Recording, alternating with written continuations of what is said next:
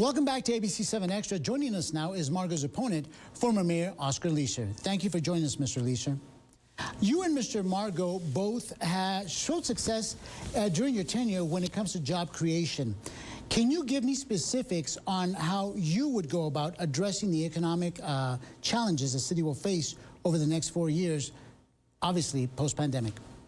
Well, it's really important that you talk about the success we've had. In 2017, the Dallas Federal Reserve came out, and they came out with a report that was an independent report that showed that in 2017, the unemployment rate was 3.4, the lowest it's been in 27 years. They've been taking records of it, and they said they gave credit for the 18,000 jobs that our administration had gotten over the last 3 years.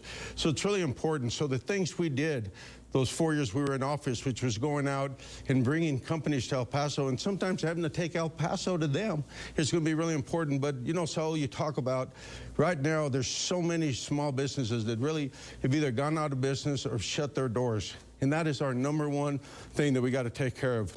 I don't believe we did the right thing with the care package, and we're looking at a second round of care package, and we need to make sure that we use it the right way. The intention was for, you know, frontline responders, the medical responders, and then to go out there and make sure that our small businesses continue to stay open. So I will make sure that we deal and meet with every small business out there to make sure they can stay open and continue to operate in a safe manner. The city is looking to spend $62 million less in 2021 than it did in 2020. We've been warned it will be difficult. It will be a difficult year for cuts. Given that the biggest chunk of the budget goes to salaries, what specific areas would you look to trim? You know, I didn't hear you. I'm sorry. Okay. The city is looking to spend $62 million less in 2021 than it did in 2020. We've been warned it will be a difficult year for cuts. Given that the biggest chunk of the budget goes to salaries, what specific areas would you look to trim? Well, you know, that's a great question, because my whole time I've been running for office, I've talked about a zero budget. And what's a zero budget? A zero budget is that instead of continuing to add to the budget, right now the budget is over $1 billion and the total debt to the city is over $2 billion.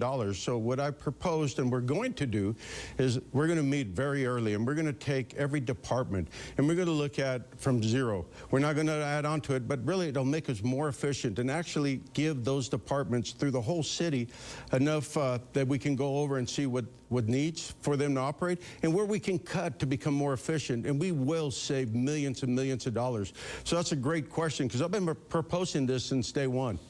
All right, let's talk about the downtown arena. Do you want to build it, and what is your vision for it? Well, in 2012, the citizens of El Paso overwhelmingly voted for a performing arts center, and we need to come up with a performing arts center.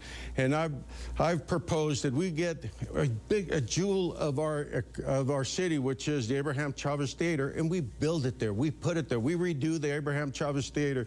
We redo the convention center, because it's not a convention center that's really very friendly to conventions, and we need to make sure that we make it friendly to conventions. And like I said, we told the voters that we would build them a performing arts center, and we need to do that. And what better place than to really redo a jewel of our community, which is the Abraham Chavez Theater.